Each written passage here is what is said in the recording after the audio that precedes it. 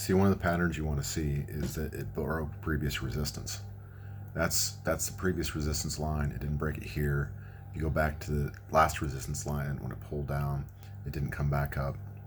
And yeah, if you look longer term, farther back in June, it's done that, but it's generally on a downward spiral. And I don't think this is a downward spiral that's immediately going to pop back up. I think it's going to keep downward spiraling, at least for a while. I mean, obviously, with these market manipulators in here, there's people that have interests that could make a big move and make a difference.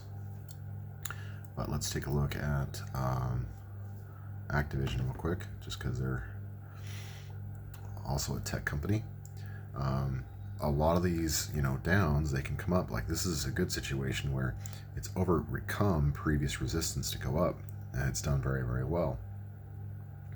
But then it's not overcome previous resistance, and I think it's not going to overcome previous resistance again. Obviously, if it keeps doing that, people are eventually going to really get interested. The psychology of it is a lot of people will get more and more interested on how it's going to go down on a dip, and they're going to want to buy in a dip.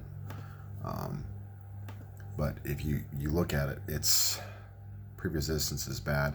Plus, the people who popped it in here, they might be hoping for it to pop up and then just sell. I always have to think about those people that moved it big.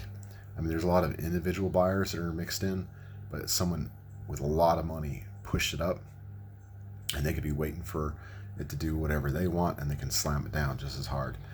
Always be careful when you have literally a gap, because so much money moved it so fast, there's not a candle for it. It's not like lots of little buys and sells. It's just a big order got placed. So watch out for those.